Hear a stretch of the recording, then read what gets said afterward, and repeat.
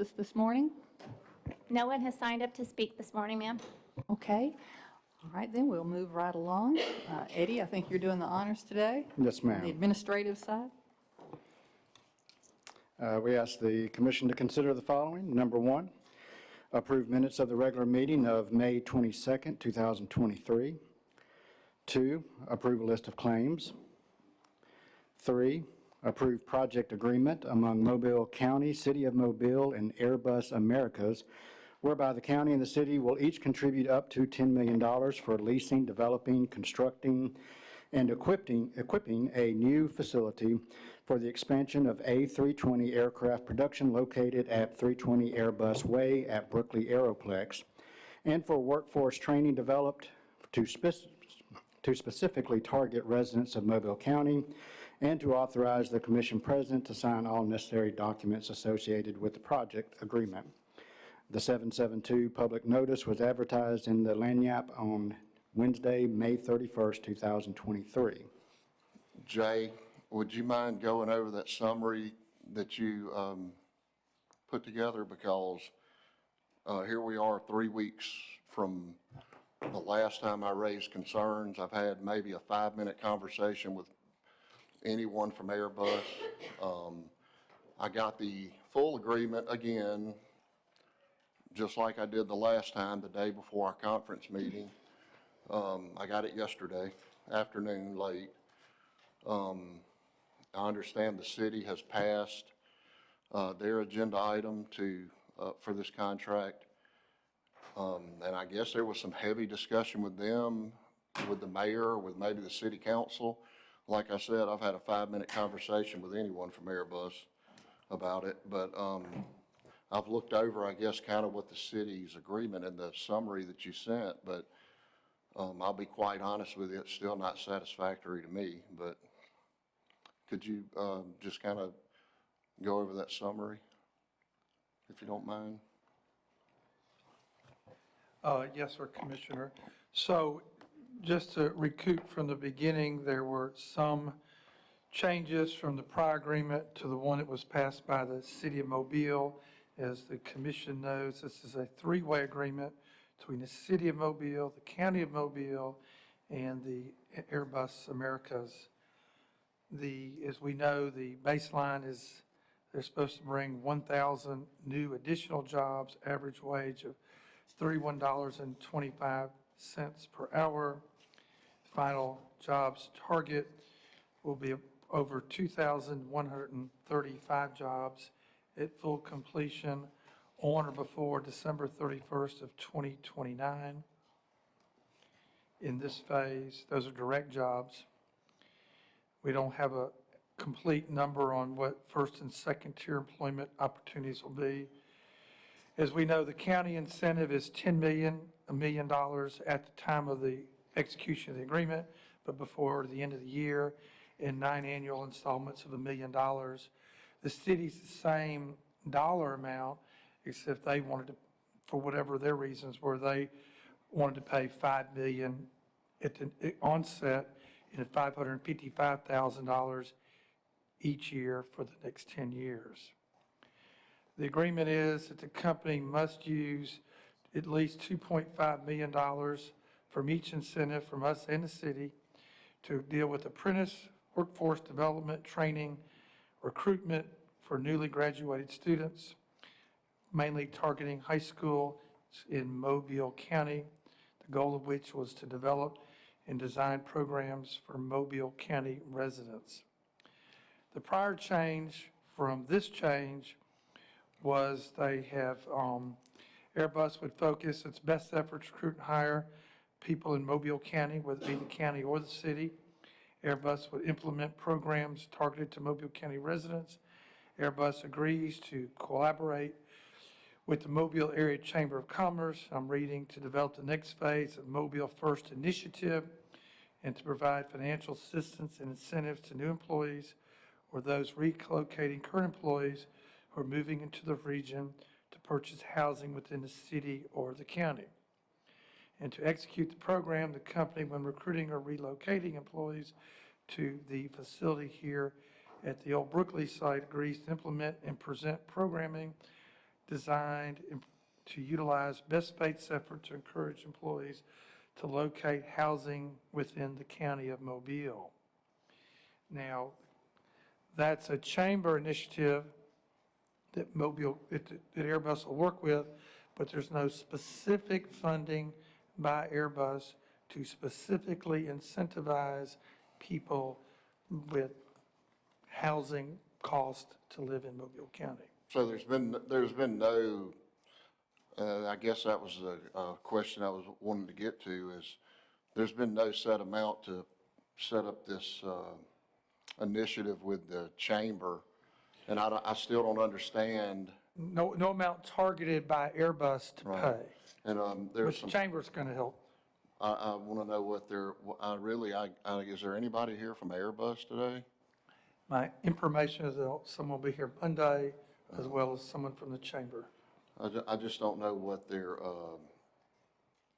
there's some wording in here like best effort Well, and all this, but, you know, I think there was some discussion that Airbus had made some comments that they don't have the authority or the ability to incentivize or target certain people to work there and incentivize them to live in certain communities.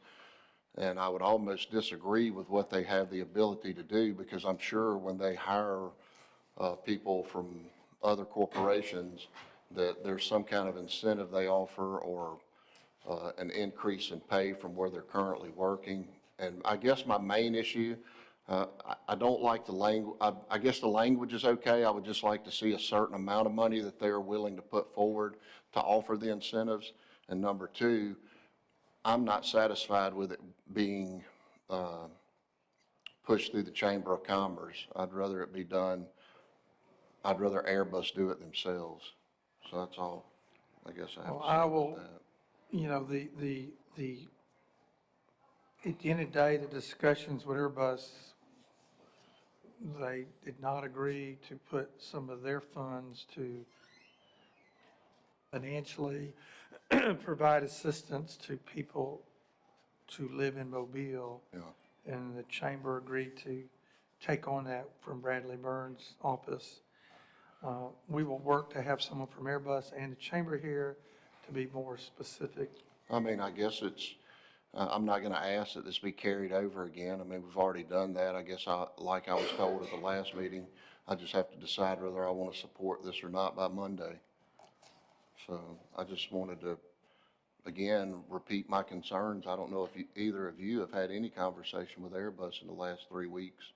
I had a 5-minute conversation in the atrium after the last regular meeting with a representative from Airbus, and that's the only, but it appears that they've had quite an extensive conversation with the city of Mobile, because they got the agreement done over there, and it just kind of feels like maybe the county's $10 million is not as valuable as the city's $10 million.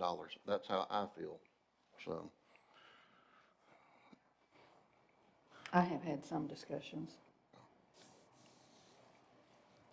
Well, I'll certainly encourage Airbus to reach out to any of the commissioners that want it, and we expect someone from Airbus to be here on Monday. Thank you.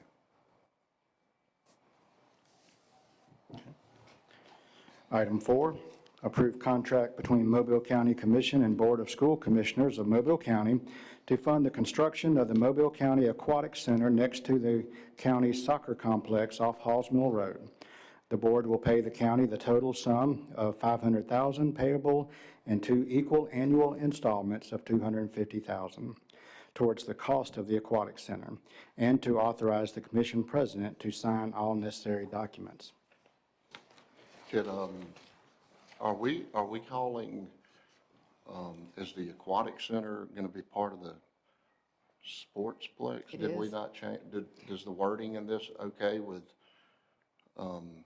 what we're calling it now? It just The- kind of vague on, It's next- this, well, their money is going specifically to the aquatic center, which is, it's under the umbrella of the sportsplex, because the soccer complex, I mean, that money is not going there, it's going to the aquatic center. do you know about how much the total ended up being for the aquatic center part? Was it around $22 million? Is that what I remember? Well, the first phase is estimated to be about 20 million, Okay. 20 to 21. The second phase is somewhere, I think, Eddie, what, we were in the neighborhood of about 15 on that one? Yes. And is So that, it's about 35 million total on both phases. so what does phase one consist of? Phase one is the outdoor 50-meter pool with the dive wells and the indoor instructional warm-up pool, the locker rooms and restrooms, and the site work and parking. So it'll be an indoor, the first phase is an indoor and an outdoor facility. It offers indoor and outdoor. Now, the second phase is the short course pool, which is 25-yard by 25-meter. That's a competitive pool.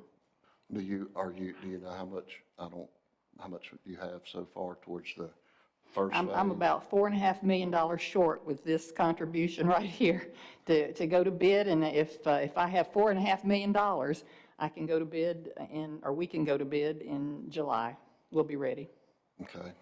And I guess one more question. I saw a news article about the public-private partnership on the water park phase or That is portion of this. very preliminary discussions, nothing concrete on that. But we are in serious discussion because the private partnership, the private partner, potential partner, is very interested. And so we've been sharing information back and forth and working it from that perspective, but there's really nothing concrete about it yet to bring to anybody because it's all discussion at this point. How did the media get it? Because that's how I heard about it. Yeah, they called, that's why I was asking. They called and wanted me to give a statement, and I read the Lanyap article, and Well, I I was like. apologize about That's the news to me. Well, the water park has always been an aspect of the sportsplex. You know, that was always, that was in the original design. And, you know, I guess through conversation, it was mentioned that we're talking about a water park. So they all got curious and started calling all of a sudden. And I'm excited. I know that it's been conversation. I'd be excited to see an attraction like that in Mobile. The water, I think it would add to some of the other things, the soccer complex, the Top Golf, and other things that are going on Absolutely. in Mobile. But I wasn't. I guess the media made it sound like there was more. They There did. were more into some conversation that I wasn't aware of. Well, I kept repeating over and over, this is very preliminary, there's no decisions made yet, it's all discussion at this point, and so, but if either of you felt like you were somehow in the dark about it, I do apologize, because that was never the intent. Thank you. Item 5, approve intergovernmental agreement with the City of Mobile to reimburse the city in the amount of $225,000 from general government special projects, representing one half of the city's appropriation to fund the Port City Classic and related activities on November 3rd, 2023 through November 4th, 2023, subject to legal review.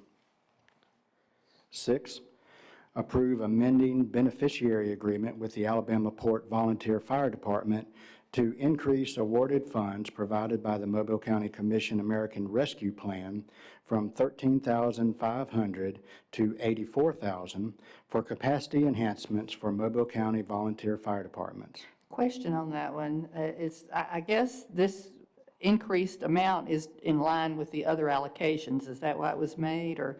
Yes. Why was the original at 13.5? At the time, the only eligible submittal from them was for $13,500. Okay. And we knew at some point we would get some other eligible projects in that would cover the difference and put them in line with the other departments. Gotcha, thank you. Item 7, approve sponsorship agreement with the Mystic Order of the Jazz Obsessed in the amount of $2,000 from District 1 Commission funds for its 2023 Jazzalia Awards. 8, approve Mobile County Education Incentive Policy for the 13th Judicial Court Police Department, providing policy for earning incentive pay. I have a question. Are court police our employees or state employees? They are our employees, but they are not merit system employees. Okay, but they are county. I just want to be sure. Okay, thank you. I didn't realize that. I thought they were state employees. Item 9, approve hosting the Mobile County Municipal Association Dinner Meeting to be held on June 15th, 2023, and payment of expenses not to exceed $6,000 from the general fund. Item 10 will be revised as follows. Approve request of the City of Mobile to rent 12 ES&S Model DS200 and 4 express votes of county voting machines for a total fee of $3,000 for their annexation election. 11, authorize permission to the American Society of Interior Designers Alabama chapter to publish photographs and information about the Franklin House for participation in a Design Excellence Competition Award. 12, award bid to H&H Electric Company for Government Plaza Auditorium Light Upgrade for their total bid in the amount of $222,780. How long will we have to be out of the auditorium, or will we have to be out of the auditorium while they do this?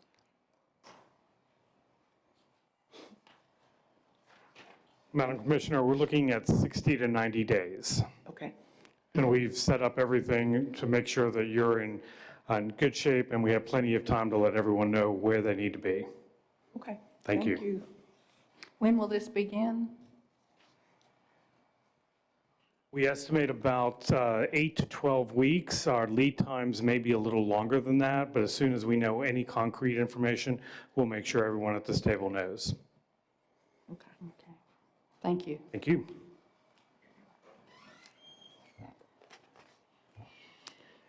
Thirteen, adopt resolution to the Alabama Attorney General's Opinions Division, requesting an opinion as to whether an elected member of the Mobile County Board of School Commissioners may also serve, if appointed, as a director to the Mobile County Water, Sewer, and Fire Protection Authority. 14, approve application for a special events retail alcohol license submitted by Eminence Promotions for Southeastern Combat Championships on Hit Road. 15, approve application for lounge retail liquor Class II alcohol license submitted by BKS of Alabama for Red's Discount 7 on Dauphin Island Parkway. 16, approve appropriation contract with the South Alabama Volunteer Lawyers Program in the amount of $10,000 from District 1 Commission funds for general operating expenses. 17, approve amendment to the annual contract with the Mobile Museum Board doing business as History Museum of Mobile to increase the contract amount from $50,000 to $63,150. The additional funds of $13,150 from District 1 Commission funds will be used for activities associated with the opening of Africatown Heritage House. 18, approve sponsorship agreement with the City of Sims in the amount of $1,000 from District 2 Commission funds for its Independence Day celebration. 19, approve sponsorship agreement with the National Association of Women Business Owners in the amount of $1,250 from District 1 Education funds for its Alabama chapter and Next Gen events. 20, approve appropriation contract with the Liberty Learning Foundation in the amount of $2,500 from District 2 Education funds for its Super Citizen program. 21, approve appropriation contract with the Board of School Commissioners of Mobile County in the amount of $12,522.62 from District 3 Education funds for tables and chairs at St. Elmo Elementary School. 22, approve mutual confidentiality and non-disclosure agreement with MCG Business Solutions, Agreement relates to a professional services contract with MCG Business Solutions for migrating email services approved in the March 27, 2023 minutes, agenda item 39. 23, approve employment contract with Wanda Rahman as in-house counsel for the Mobile County Sheriff's Office commencing June 19, 2023, for a term of 3 years pending legal review. Is this their in-house legal representative? It'll be the spot that Craig Daly had. It was hit, and I guess, was he under contract, or was he? He was. Okay, so He he was. had. He was not a Merit System Okay. employee. And so he's been out for however long it's been. And Okay. 24, approve rescue partner agreement and foster partner agreement for the Mobile County Animal Shelter to continue working with animal rescue organizations and individuals for the benefit of the homeless animals of Mobile County pending legal review.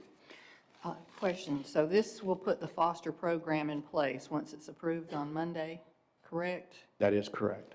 Well, I'm very excited about this. Thanks to everybody who's helped make this happen, and I certainly commend the administration, Cindy Carter, Tina and Matthew, as well as Morgan Woodard, our new director at the center. I think this is certainly the direction we need to go, to be able to have people willing to foster animals that are in the shelter, especially in times when we're overcrowded.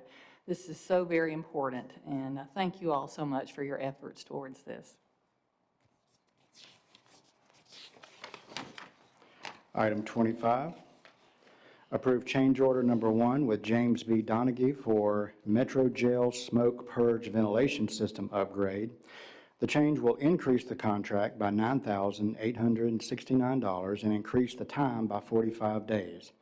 The new contract total will be $438,869.56, and the new completion date will be July 20th, 2023, due to material delivery. 26, approve request of the Sheriff's Office to add 2 internally purchased vehicles to their fleet as follows. The addition of these vehicles will not increase their fleet. I've always wondered, why do we say that? Because I think it's because I'm not trying to, if anybody knows better, but I think it's because, are you talking about the part where it says it will not increase their fleet? I think that's their fleet through the county commission. Because those vehicles are purchased with money that was come off of a drug seizure or maybe pistol permit funds or something of that nature.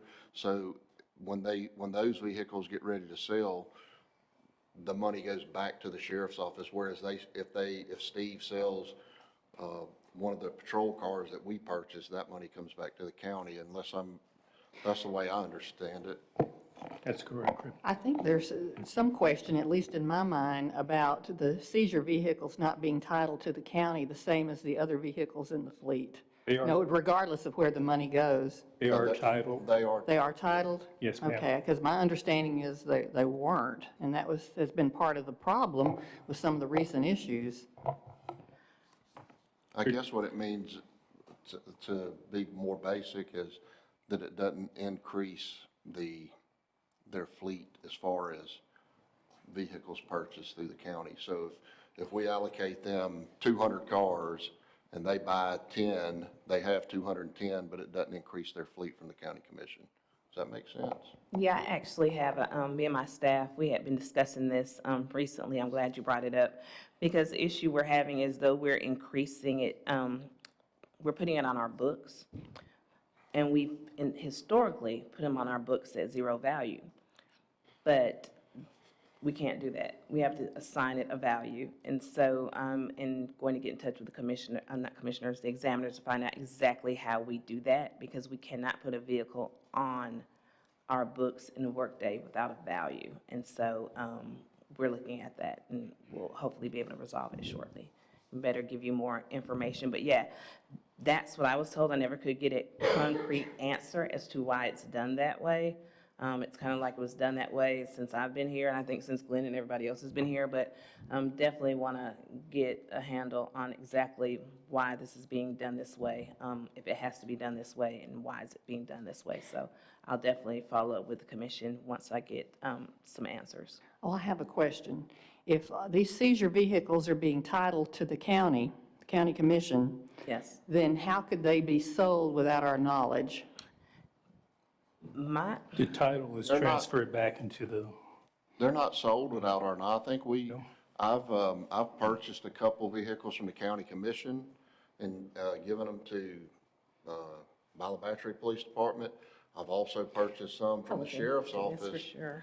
I understand that, but what about those that were stolen, or allegedly, that were sold, the seizure vehicles? I mean, that's my question. How did that happen if they were titled to the county? Commissioner, when they're ready to sell those vehicles, the vehicles are retitled back to the sheriff's office so that they can sell them.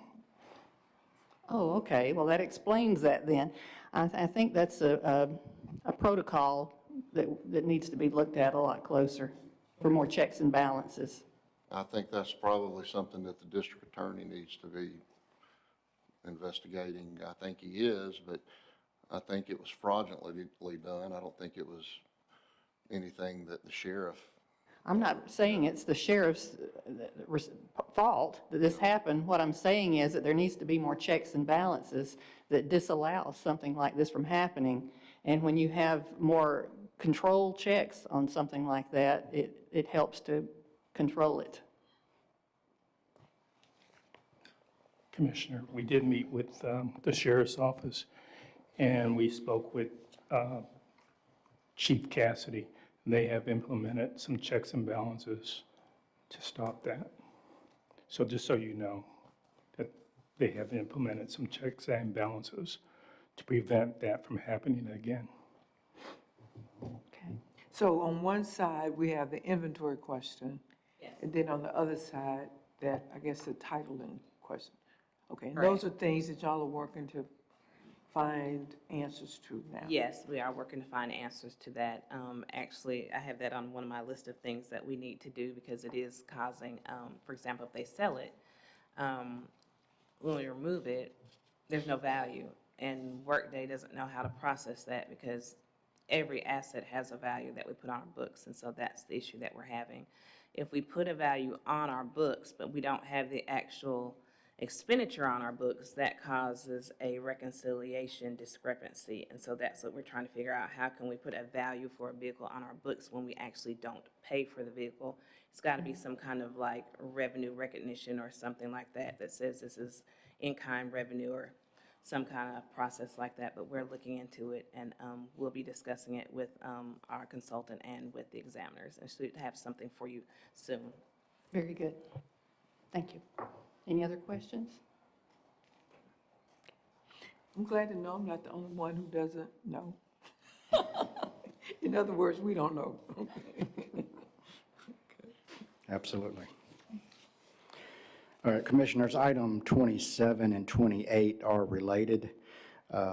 Last commission meeting, we asked and the commission approved a change order to a lights contract related to the Workday implementation that approved an amount and about a little over $182,000 to provide some additional services in support of meeting our go-live date that was towards the end of this month. We've since decided that it is best to provide an extension to that go-live, which will be about a month.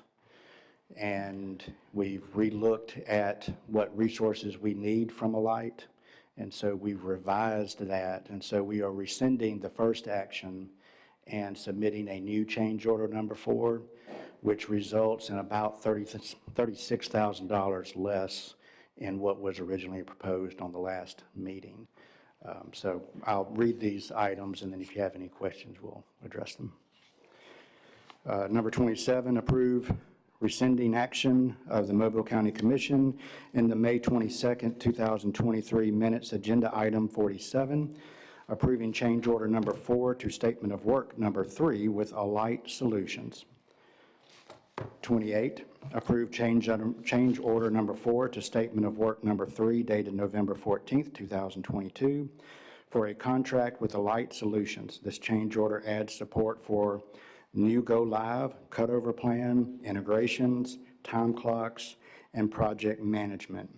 This change order will increase the total cost by $145,899.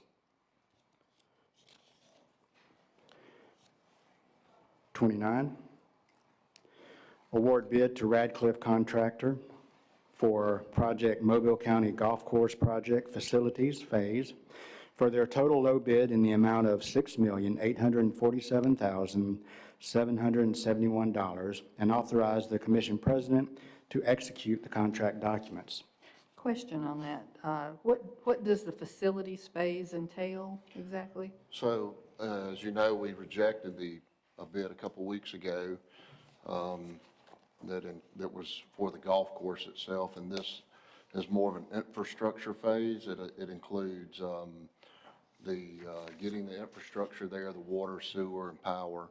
It includes the parking lot work that needs to be done. It includes the maintenance shed or maintenance building for the maintenance equipment to maintain the golf course. It includes the pickleball courts and the tennis courts, and I think there's a few restrooms actually out on the golf course, and it includes those structures as well.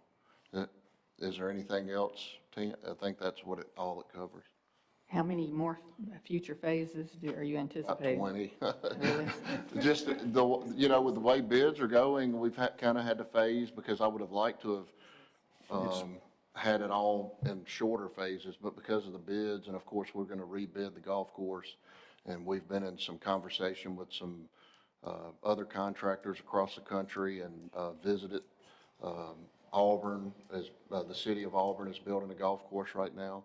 I went up and met with the contractor that's building that golf course. It's very similar to ours, and I think we're going to have some more bidders, but right now, it looks like probably, I would say, 3 phases. The phase that we're awarding now, which, by the way, was only about 2% above the estimated cost, which was I was really excited about that. And so these 2 phases were supposed to be done simultaneously, but because we already had this one scheduled to bid, we rejected the other one, so we went ahead and bid this. And I think in the next 2 weeks, we should be bidding the golf course part again. So these 2 phases will run simultaneously. They'll build the golf course and do the infrastructure at the same time. And so what I did is move there's going to be probably a clubhouse there with a conference or a meeting room. If somebody wanted to have say a wedding reception or a birthday party there, that they could rent that. And so that clubhouse and I won't call it conference center, but kind of the whole encompass of the clubhouse will be in a separate phase, because I felt like we could, we're moving a trailer out there now for our golf pro to kind of oversee the construction of everything. And so once we get the golf course open, the practice facility, the pickleball and tennis, people can start utilizing the facility, but he could still work, him and his, whatever staff he may have there can still work out of a trailer until I can come up with the rest of the money. It's just Any about, thoughts it's really about the overall about, cost? it's about money. Yeah, so I think this is just roughly $7 million. And I think my hope is that the golf course is about $6 million. Certainly, like I said, I don't know what happened on the last bid. We only had 1 bidder, but we've really pushed it out this time, and we're hoping to have more bidders.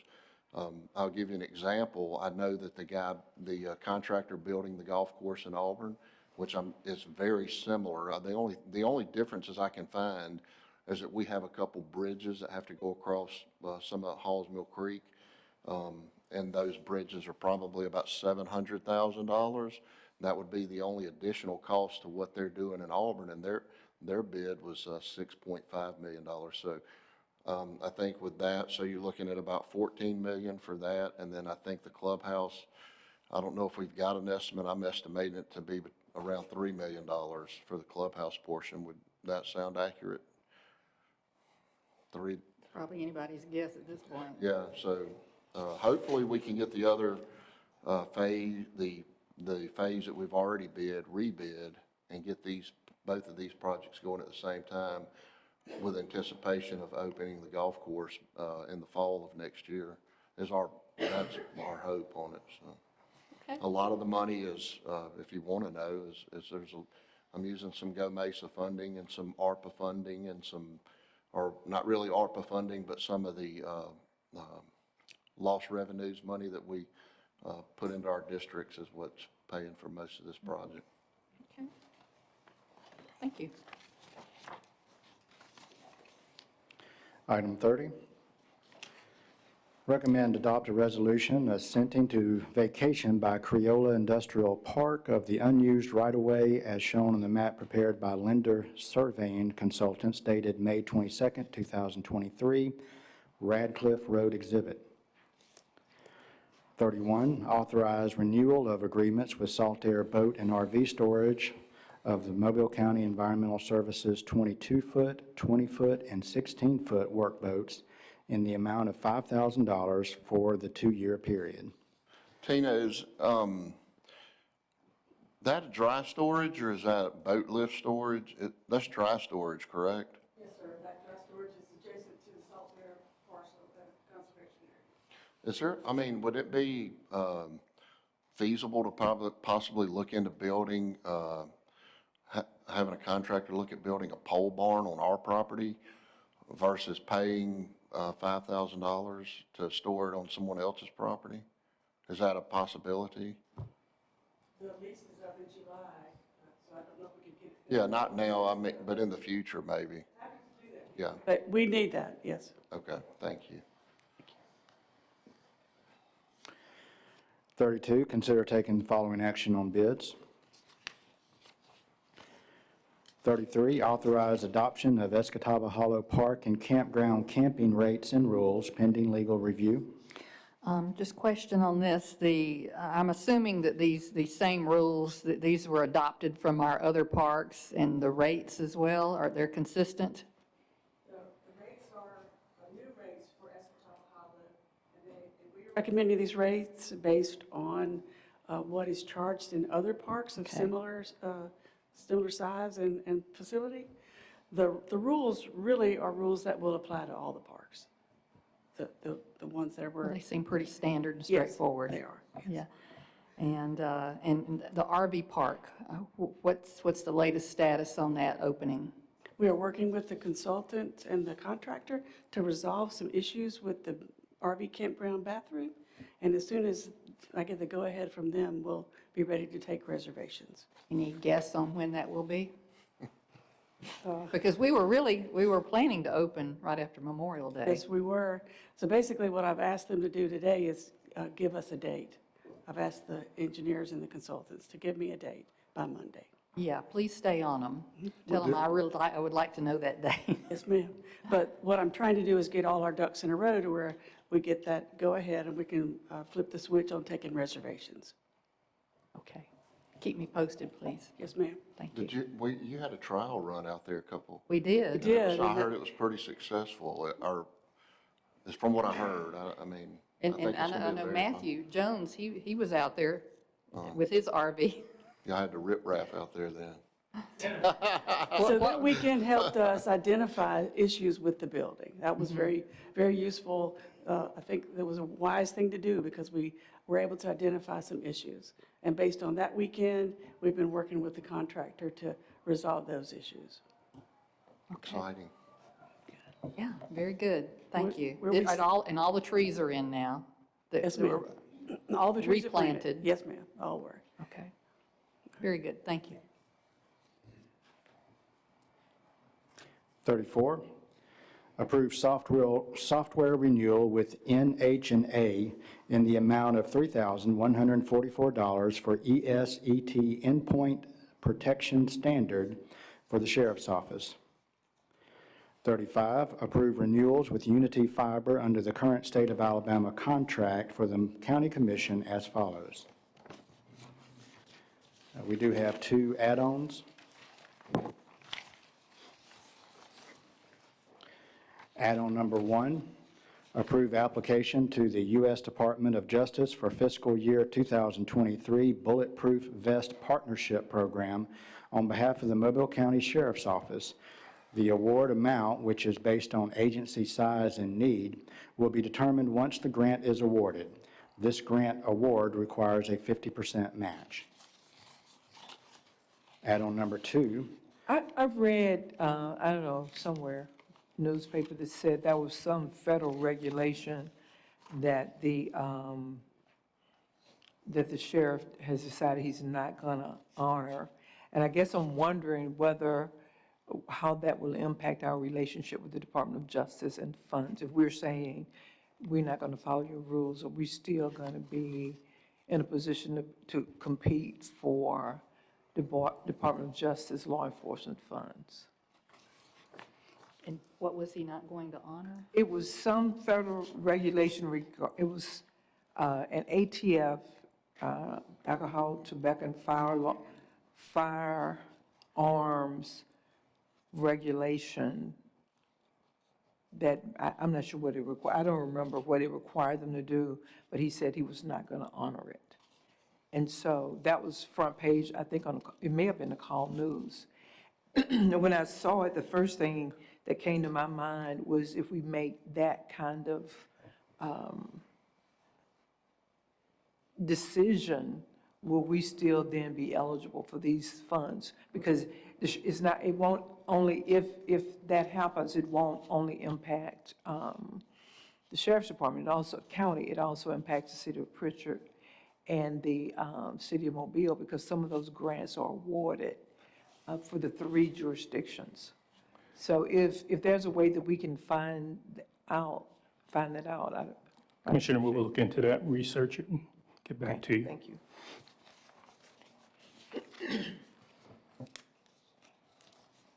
Okay, did you read number 2? Yeah. Add-on number 2, approve EFP project appropriation contract with MOVE Organization in the amount of $5,000 from District 1 Education Funds for the Africatown International Design Idea Competition event. And that is all, That's it? Commissioner. Okay, we will go to Engineering and Public Works, Mr. Kegley. Yes, good morning, Commissioners. We would ask Monday that you consider taking the following action. Item number 1, adopt a resolution consenting to the annexation of a portion of Army Road. Now, these are bounded by the annexed territories by the city of Saraland. Item 2, approve an agreement between the Mobile County Commission and the city of Pritchard, Alabama, and the Planning Commission of the city of Pritchard concerning the exercise of subdivision regulations within the planning jurisdiction of the Municipal Planning Commission. Item 3, accept the maintenance of the following described drainage easement. This drainage easement is needed for the maintenance of an existing outfall ditch for Del Rio Street. Item 4, accept maintenance of the following. Brian, I'm sorry. On item 1, do they want all of Army Road, like every single mile of it? Oh, heavens no. I would venture is just a small area of that road that is bordered on both sides by the areas that are annexed by the city. Okay. Yeah, it's just a small segment. We can wish though, can't we? Okay, thank you. Item 4, accept maintenance of the following described drainage easement. This drainage easement is needed to connect 2 existing county drainage easements that were dedicated and accepted for the Dawes Road, or Dawes Lake Road outfall improvements. Hey, Ricky, is that gonna do anything to help with that issue that we have behind Dawes Lake subdivision? No, sir. This is, all these that y'all are seeing on a pretty regular basis are ones that we had taken over maintenance, but it never was taken over by the commission. So we're just officially getting those, as we're coming up upon those, we're getting them officially adopted by the commission. Okay. So no, it's not changing These anything that we're are, so doing. these are, the ones that we're approving are ditches and drainage that we already Yes, sir. service, Yes, but sir. we're just making it official that Yes, we, sir. okay. Thank you. It's not add-on, nothing new, no new, okay. Item 5, approve and adopt a mile program application from the Choctaw Nation of Indians for the adoption of a segment of East Coysmith Highway from Patilla Road eastward to Shepherd House Road. So I'm always happy when somebody wants to take over some of this, but what I am told is by the Mowa Band of Choctaw Indians that there's no such thing as the Choctaw Nation of Indians, and that Chief Darby is not really a chief. There's no nation for him to be chief about. That's the information I was given. So what I would like to do is to pull this to see if we can reconcile that. But I got some pretty strong indications that while they may do the work, this entity as a legal matter does not exist. Really? And so we just need to Okay. try to get that right. Well, Thank we you. will pull that one from the agenda then. Okay. He, speaking with him on the phone, he had indicated that he was indeed the chief of that Choctaw Nation of Indians, and he could speak pertaining to that, so, yeah, sounds like we need to have that discussion. Okay. Yeah. And you know, If he wants to just do it in his personal capacity or something, or however that works, but the recognized tribe says that this one doesn't, it's not a recognized tribe.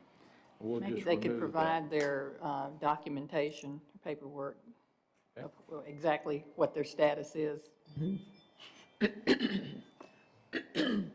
What he sent, what you had attached was an incorporation or something. Some record of some incorporation they had done in Washington County, so. Okay. We'll just put that on hold then. Item 6, hold a public hearing to receive comments on the proposed revisions to the subdivision regulations for Mobile County.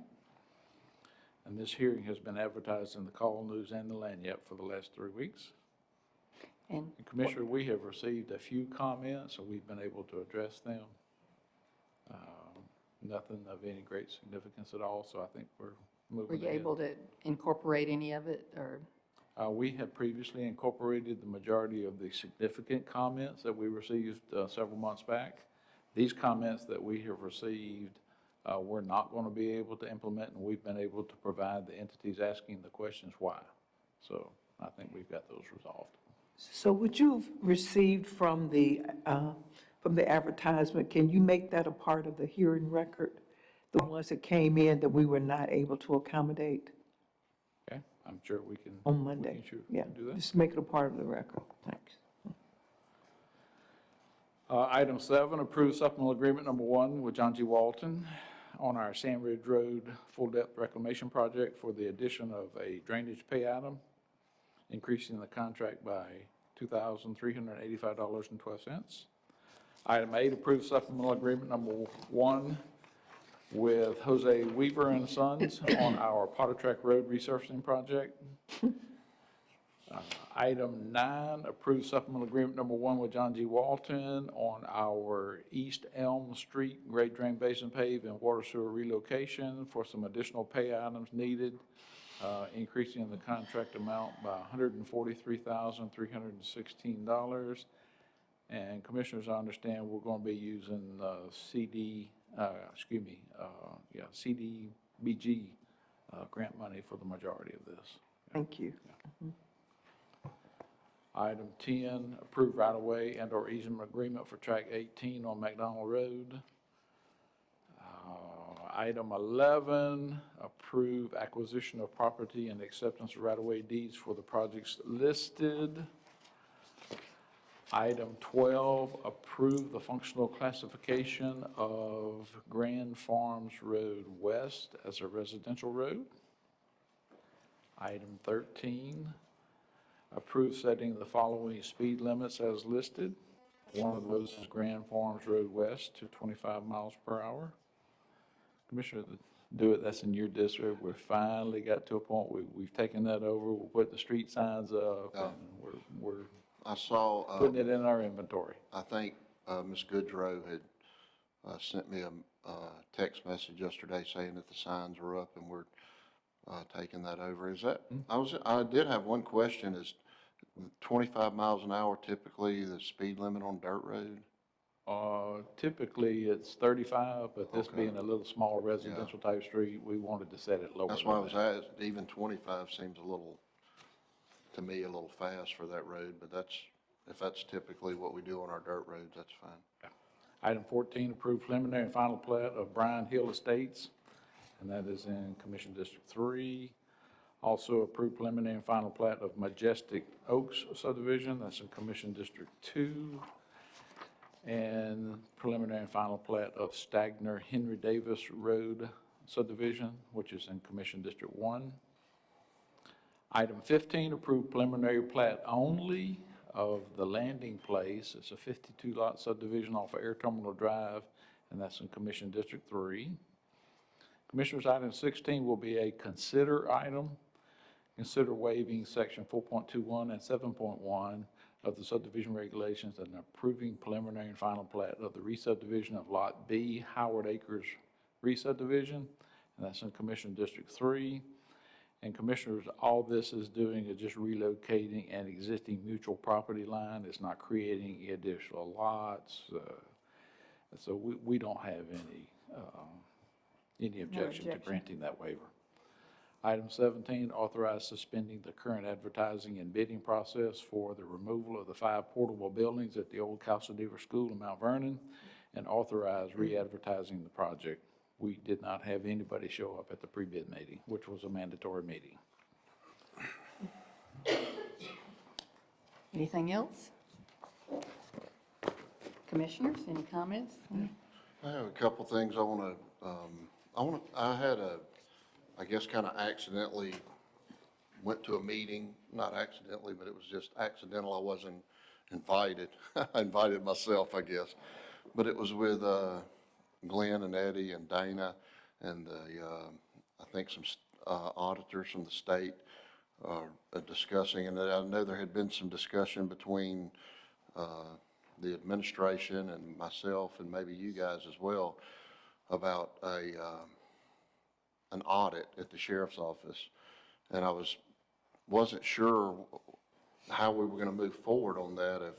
And I think there was some discussion about maybe auditing the, well, let me say this, what I think is an unnecessary audit myself, and I'll tell you why. Because within the next 2 or 3 months, according to the state auditors, the sheriff's office was due a regular audit anyway. Is that correct? Is that what I understood, Glenn? So I think it was, are they, I guess my questions are this, are they doing this audit earlier at our request, and should we just not wait until, I think the sheriff has been very compliant on anything that we've requested of him to implement changes to make sure that their overtime budget doesn't get in the situation it's in now. And the reason I bring this up is because if I understood in the meeting, Dana, that this, if we're the ones asking them to do this early, it's going to delay the Mobile County Commission's audit by at least 3 weeks from what I understood. Is that what I understood? That's what they mentioned, Yes.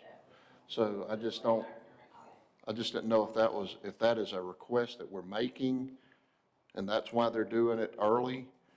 And if it is, I mean, I don't know if that was a commission, if that was going to be a commission action to do that moving forward. I just wanted to know what y'all's opinion Well, or if I thoughts. may, I'm the one who actually requested it. I think the regular audits that have happened in the past have not pinpointed the problems that we've seen surface here recently.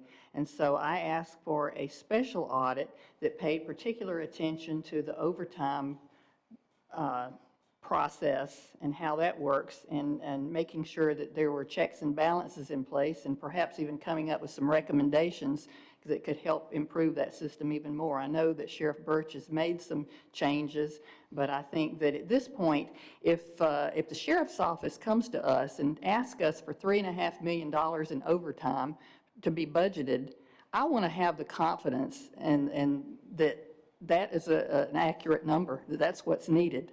And based on everything I've heard, and a lot of it's through media at this point, I know there's an investigation underway. I don't know what's accurate and what isn't. And I think before we start budgeting money in that direction, we need to have a better understanding of that. And I thought this special audit, which is more of a forensic audit, looking at specifics in their process, that could help us. Yes, Commissioner Hudson, I can give you an update. I did ask, and Glenn and administration asked the sheriff to provide information. The projections I did of the $3.7 million were based on just year-to-date through April, and did not include any cost-saving measures that they may have implemented. What I asked the sheriff and his staff to do was to take the financial effect of all your cost-saving measures, because I wouldn't know those. And when they did do their revised projection, which I'm validating, just received it yesterday, they are actually more like 2.6 million and not the 3.7. And that puts them within 10% of their budget. If a department is within 10% of their budget and it doesn't overall increase the county's budget, then a budget adjustment request would not be required. Right. I personally, with what has allegedly happened with the overtime payments, I think it's a fresh start to have a forensic audit so we have a better understanding, and if there are any other recommendations that could be made. Now, I'm just one of three here, so that. But I don't have any issue with it, and if there's nothing to hide, then there shouldn't be an issue. And I'm not, May I go speak? ahead. So the way I see, Sheriff Birch has been there for months. Whatever the situation is, he inherited it. And what I would like to do, just as a courtesy to him, give him an opportunity to sit with this and figure it out. I mean, he's been drinking out of a fire hose, and he's been very aggressive in trying to get a handle on this. And for me to change his audit from now until August, I just don't think that really gets us anything. I think, my guess, if I was sitting where he was sitting, I'd want to know just what you want to know. And my guess is that he's in there trying to figure it out himself, and that he's going to come back to us with a fuller explanation of what he's found. We know that much of this was criminal activity, and I don't even know that an audit would have caught it, because it was criminal. I mean, they've been being audited, but it wasn't caught in those years where it was, because this is not the first year. So the fact that they've been aggressive about prosecuting the people who are involved and all of that give me an assurance that Sheriff Birch wants to get this right, and that he's going to do whatever he has to do to get it right. So that's kind of, I would just hate to kind of, he's trying to do this, and here we throw him in the middle of an audit while he's trying to figure out what's going on. He didn't do this, but he's got to fix it. And so I guess if I had to vote, I would not vote to advance his audit. I understand what you're saying, but I think we're going to get it, but maybe not on the timetable you'd like. But I think we're going to get what you. Well, I think the timetable is dictated in large respect by and this is the first I've heard, that they're requesting $1 million basically less in overtime funding. Is that correct? I just got this information yesterday. Because all of a sudden, and I know that he's doing his very best, and he inherited a situation that was kind of out of his control. But I think, to be fair to him too, I think it's important to look at what's happened. We don't know how long this has gone on, and what the situation has been. And I think that, and I know there's a criminal investigation underway. I don't know what all it entails, but this is intended, the request was intended to be helpful to him as much as it is to be enlightening to the county commission on our budgetary going forward, our budgetary practice in terms of how much we're allocating for overtime. But if that's the feeling of the commission, I mean, you know, like I said, I'm one of three, but I think when you shine the sunshine in, you know, everything gets very transparent. Well, again, I'll go back. I don't think we're going to find out anything now that we won't find out when they have their regular audit. And I don't. Do you think they're going to? Do you think this is some kind of special audit they're going to do? Yes, that's exactly what we requested. From my understanding, it's really. Well, I was at the meeting with the auditors, and the only thing that was said is that they will either do their full audit now, like their normal audit. They didn't say anything about anything special, or they would do just the overtime, which would be included in their regular audit. It's not, they're not, my understanding, Glenn, Eddie, correct me if I'm wrong, they're not doing anything special. They said they will either do their regular audit that they'll do in 2 or 3 months, or they'll just audit just the overtime, which would also be included in their regular audit. And I guess I'm not trying to keep the audit from happening. It's going to happen anyway. I guess one of the concerns I have is our staff has worked all year very hard to get their audit prepared, and it's going to be delayed because we're trying to order a special audit that's going to take place in a couple months anyway. Well, you know, and initially, we had talked about hiring a private auditing firm to do this and not use the Department of Examiners of Public Accounts, if that be the case. But I think, I find it hard to believe that, and if all they can do is just a regular audit, that's not been helpful in the past when it comes to identifying these issues. My concern is that if there are issues that need to be identified, that somebody needs to be looking at the financial aspect of it to see what those issues are and how we can improve. And I know as much as I respect the finance people in the sheriff's office, you know, this has gone unnoticed or it hasn't been unaddressed in a very long time, apparently. And so I think it's just good to have some other eyes looking at the issue. I wasn't aware that this was an issue beyond this year. I mean, are we? Well, who knows? That's the point. Well, I mean, we don't know, but I don't think that they've exceeded their budget. No, the overtime is a multi-year. Right.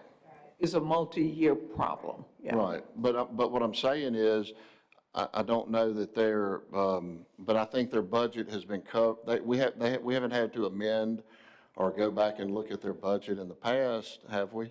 No, that was not something we historically do.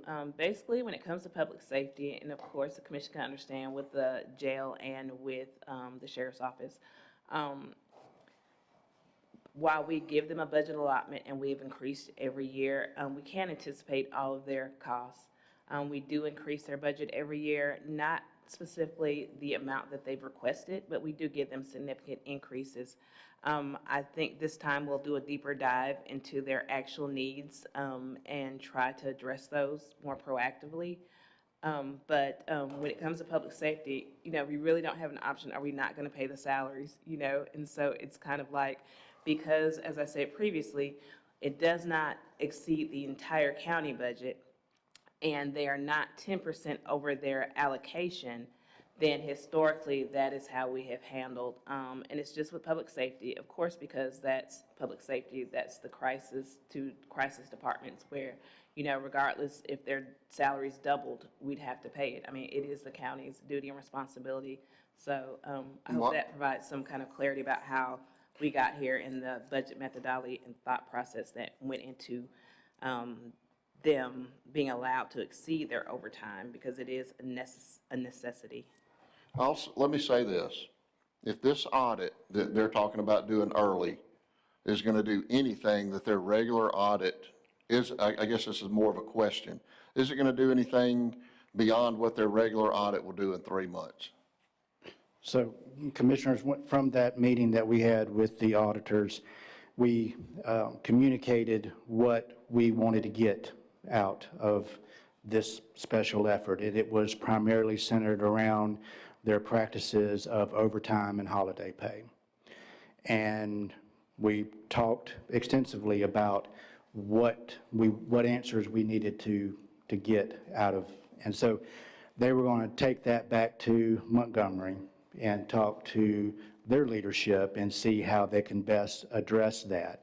And they were somewhat trying to make the decision whether or not that was best addressed through our audit versus being addressed through the Sheriff's Department audit, because as we have been finding out, the Sheriff's Department audit is primarily centered around the funds that are not within the discretion or oversight of the county commission.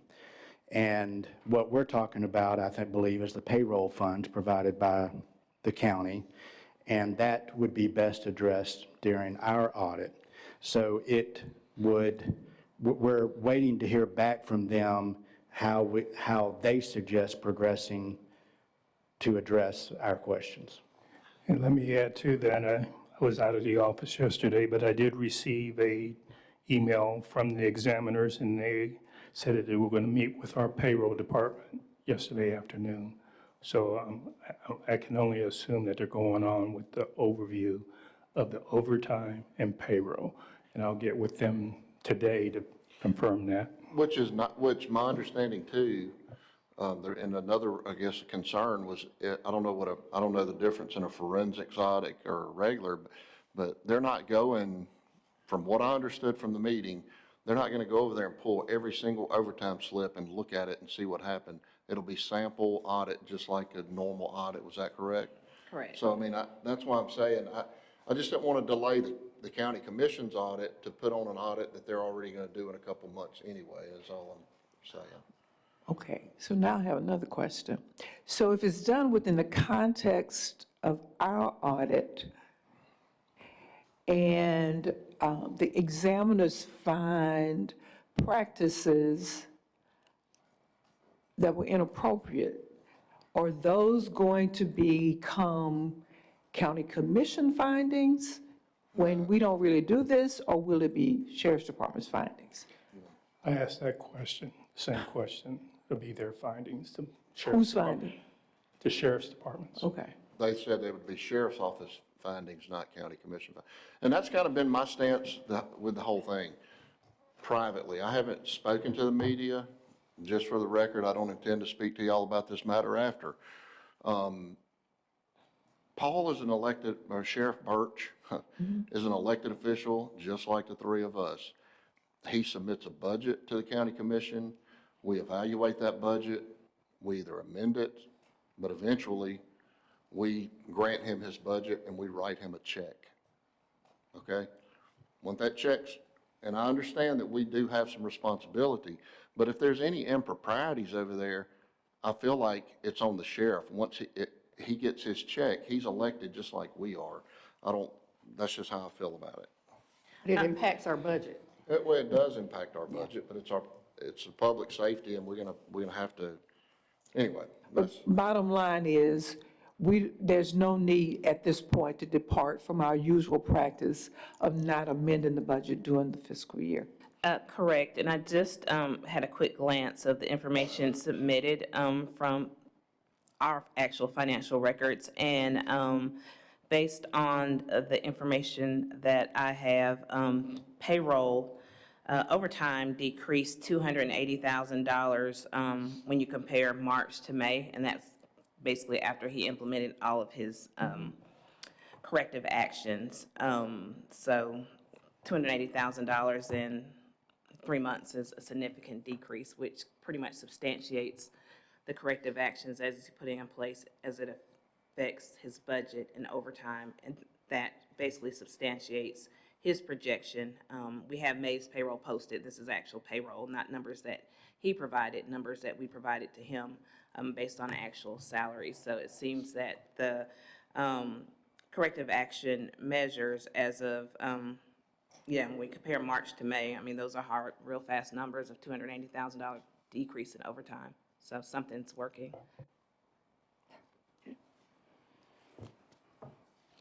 Okay. Anything else? No, I don't know that we've come up with what we want. I would just like to say that with the information I have, I see it unnecessary to move their audit up from where it is going to take place anyway. That's my recommendation.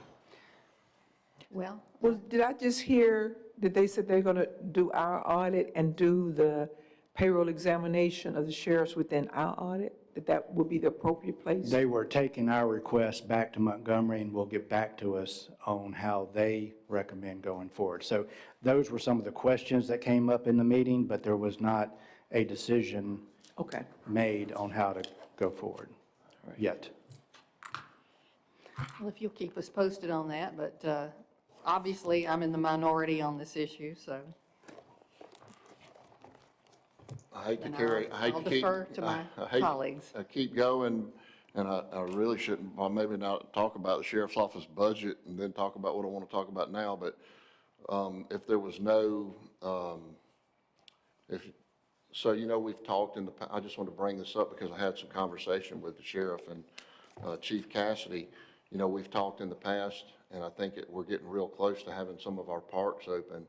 And I, for one, coming from a public safety background, and I think Tina would agree with me, we need to move forward with looking at